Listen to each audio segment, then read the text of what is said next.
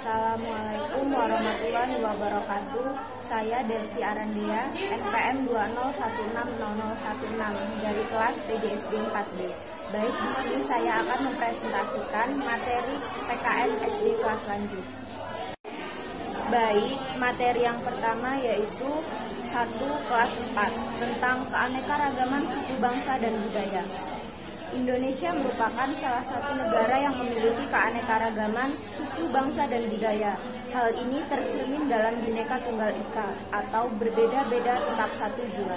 Keanekaragaman suku bangsa dan budaya adalah kekuatan, yaitu merupakan tidak terpisahkan dalam kehidupan bernegara, yaitu negara Indonesia. Indonesia juga telah membuktikan adanya persatuan dan kesatuan bangsa di dalam negara tersebut. Suku bangsa di Indonesia merupakan 1 suku bangsa Jawa, yang kedua suku bangsa Sunda, yang ketiga suku bangsa Batak, dan yang keempat yaitu suku bangsa Dayak. Persatuan dan kesatuan harus tetap dijunjung, meskipun kita dibedakan oleh suku bangsa. Baik, yang kedua yaitu kelas 5, yang berjudul Penduduk dan Sistem Pemerintahan Indonesia. Sistem pemerintahan di Indonesia menggambarkan terdapatnya lembaga-lembaga yang bekerja saling berhubungan satu sama lain menuju tercapainya tujuan penyelenggaraan Indonesia. Lembaga-lembaga negara dalam suatu sistem politik meliputi eksekutif, yang kedua birokratif, yang ketiga legislatif, dan yang terakhir ada yudikatif.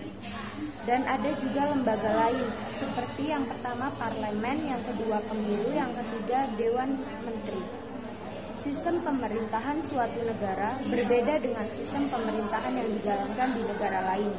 Namun, terdapat juga beberapa persamaan antar sistem pemerintahan negara itu.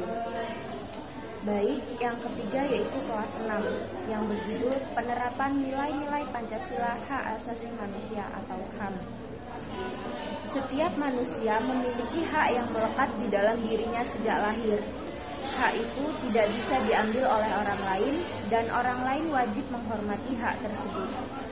Hak-hak ini disebut sebagai HAM.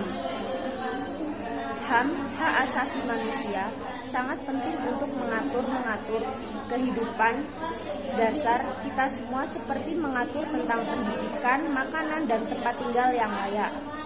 Ada 3 nilai HAM yang terkandung dalam Pancasila, yaitu 1 nilai ideal, yang kedua nilai instrumental, dan yang ketiga nilai praktikal.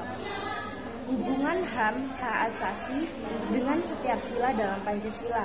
Yang pertama, sila pertama, menjamin kemerdekaan untuk memeluk agama, menjalankan ibadah, dan menghormati perbedaan agama.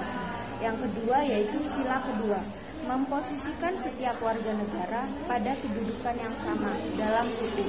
Yang ketiga, sila ketiga, memberikan semangat persatuan di antara warga negara dan menempatkan kepentingan bangsa dan negara di atas kepentingan pribadi atau golongan.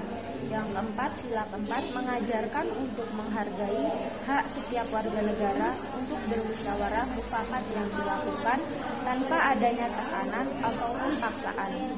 Yang kelima, sila kelima, mengakui hak milik perorangan dan dilindungi pemanfaatannya oleh negara.